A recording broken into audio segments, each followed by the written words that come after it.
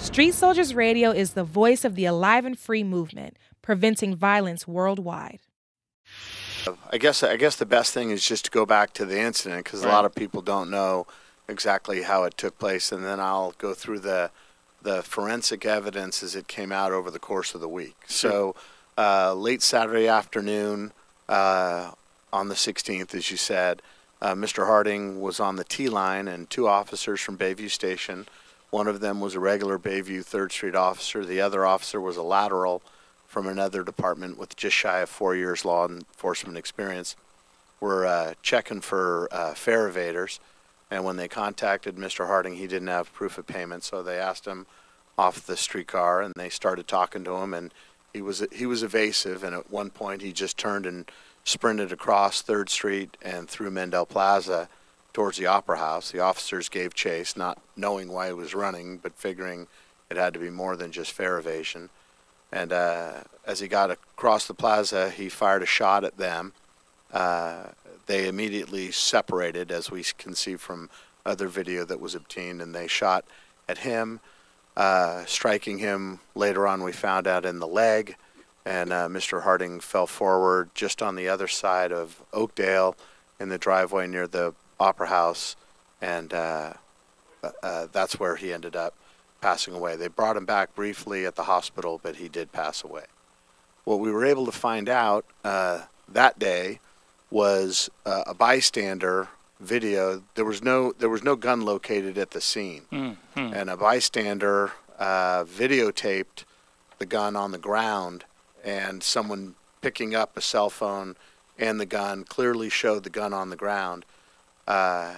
Somebody else picked up all the shell casings, gave those to the officers, and we knew we needed to try and find this gun.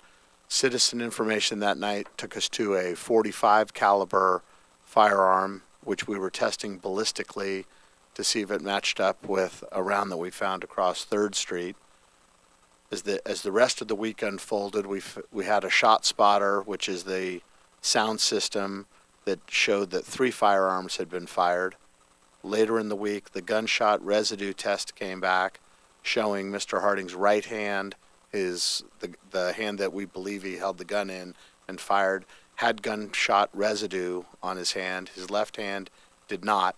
And then I can't remember the exact day, but later in the week was the ultimate discovery, and that was when the medical examiner found a live round in Mr. Harding's pocket that was a .380 round, and it matched the round that was in his cheek, in behind his cheek, that had entered through the right side of his neck, just under his jaw, which appeared to match the gun that was on the ground that he had, indicating that the fatal shot was actually fired by Mr. Harding.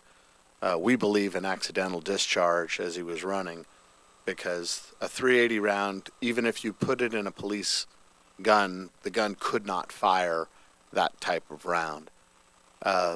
Then on Saturday, we worked with some informant information, and we were ultimately able to recover the .380 that was in that cell phone video, and that did match ballistically for a positive on the round that was taken from Mr. Harding's cheek. So this thing has gone from the police shot this young black male, and I remember the headlines were shot him over $2 fare, to you didn't shoot him.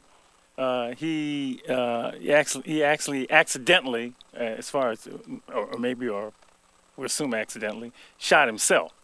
The police officers did hit Mr. Harding once, but it was in the calf. He didn't kill him, I guess is what I'm saying. The fatal shot was fired from a round that could not be fired by a police revolver, and from an angle that the police officers chasing him could not have shot from.